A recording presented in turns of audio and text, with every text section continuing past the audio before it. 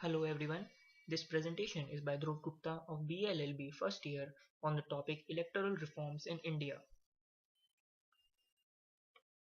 Let us begin with a formal introduction of what are elections. Elections are the process of electing representatives. The word elect has been derived from the Latin term elegere meaning to pick out. It is a formal group decision-making process by which a population chooses an individual to hold a public office. According to the Cambridge Dictionary, election is a time when people vote in order to choose someone for a political or official job. Now let us have a look at the history of elections.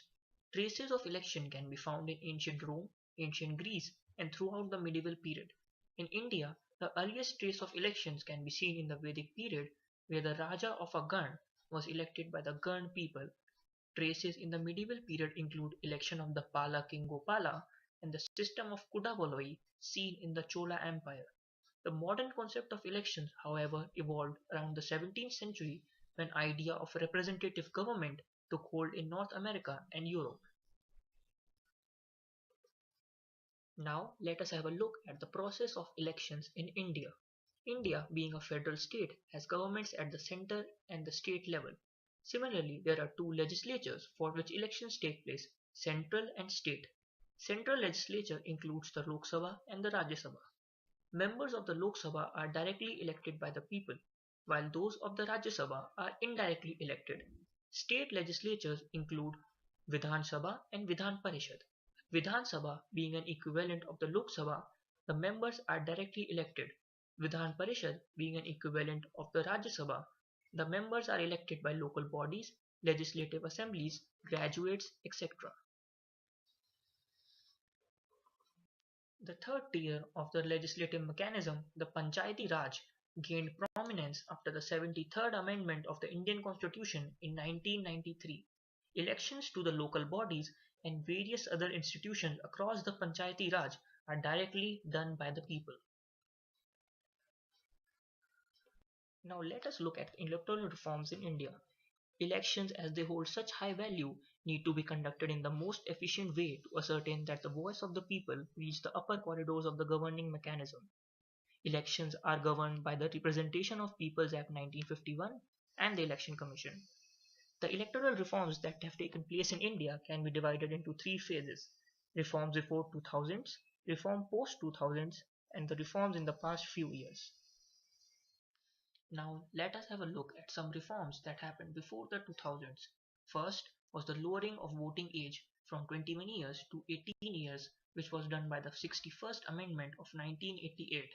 Second was the increase in the number of proposers, whereby proposals for contestants was increased to 10% of electors, all 10 electors, whichever was less.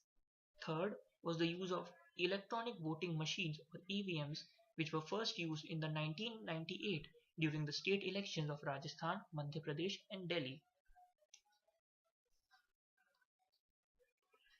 Some other reforms that took place during the same time was: first, a restriction on contesting from more than two constituencies; second, paid holiday to employees on the election day; third, a 6-month time limit for by-elections; and fourth, prohibition with regard to certain commodities, under which no person was allowed to go near a polling booth armed with weapons; and second, no liquor or other intoxicants will be allowed to be sold 48 hours before the election day in the electing area.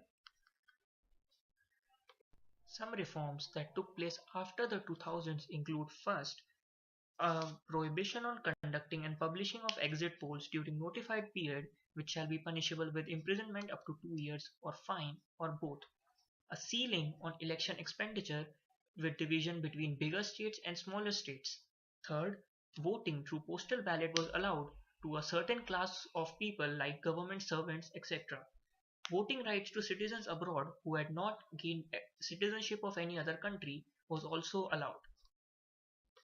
A major change with regard to election during this time was the change in appellate authority. An appeal now would lie against the district or additional district magistrate or officer. A further appeal would lie to the chief electoral officer of the state. An awareness campaign with regard to elections was conducted, whereby the government decided to celebrate 25th January of every year as National Voters' Day. This began from the 25th January of 2011.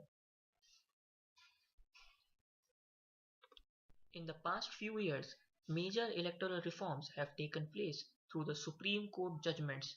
These include first, declaring that the right to vote is a right to free expression, which led to the introduction of the nota or the none of the above option. Second, contestants were now needed to disclose their whole income and expenditure while contesting elections. Third, MPs and MLAs convicted of certain offences would be disqualified. Even though major reforms have taken place over the years, but even now there are talks of certain more reforms required. They include first, increasing transparency in the electoral funding, second, state funding of elections as an alternative, third, empowering the Election Commission to conduct audits into the internal functioning of political parties, fourth, giving greater regulating power and autonomy to the Election Commission, fifth, simultaneously conducted central and state legislature elections, and sixth, bringing political parties and politicians under the Right to Information Act. To conclude, we can say that while we have come a long way, we still have a big road ahead in terms of electoral reforms and elections. Thank you for hearing this short presentation.